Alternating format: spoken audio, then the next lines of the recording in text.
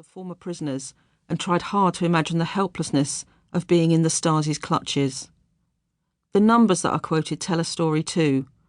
The wall spanned more than 43 kilometres through Berlin and almost 113 kilometres around the city outskirts, using over 68 kilometres of wire mesh as the initial barrier, with almost 114 kilometres of alarmed fencing, 186 watchtowers and 484 guard dogs, as quoted in Hans Hermann Hörtel's The Berlin Wall story. It was a huge engineering undertaking. The human cost, though, was markedly higher. West German police state there were at least 5,075 successful escapes through the wall and the death strip, including 574 desertions of East German military and the police. They included 1,709 cases where border guards used firearms and at least 119 injured escapees.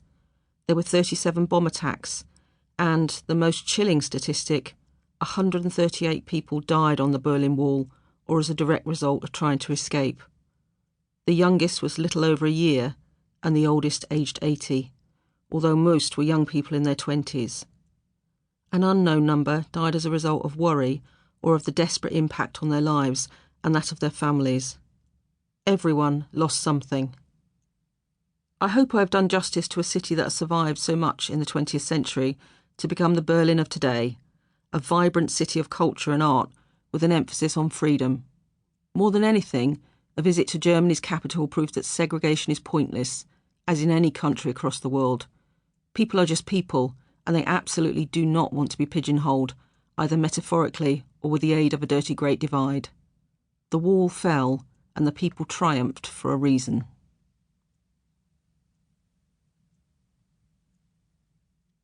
No one has the intention of building a wall. Walter Ulbricht, leader, German Democratic Republic, East Berlin, 15th of June 1961. Freedom has many difficulties, and democracy is not perfect, but we have never had to put a wall up to keep our people in. John F. Kennedy, United States President, West Berlin, 26th of June 1963. Prologue. The Unveiling.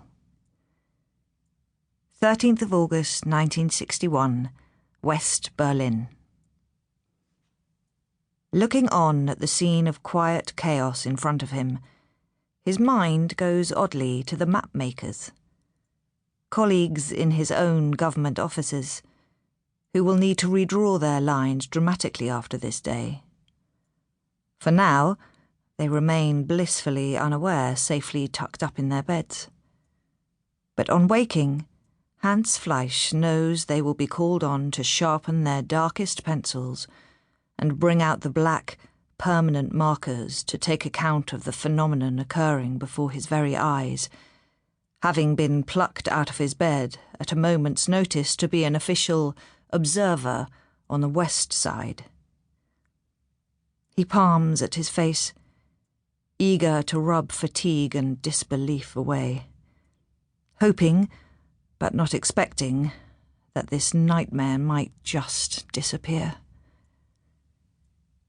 Those junior government workers like himself have sensed rumblings for months now, alongside the Allies, the British, French and Americans who control the western half of Berlin. They've seen evidence of troop movements and diplomatic scraps over border controls. And it was obvious the East German government and their Soviet mentors were up to something.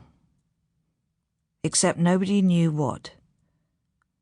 Least of all, the East German people. Yet, even the best of fortune-tellers could not have predicted this. Later, he learns of the East's furtive preparations. By 8 p.m. on Saturday the 12th, a cool evening in Berlin by summer standards, a few select officials had been apprised of Europe's best-kept secret.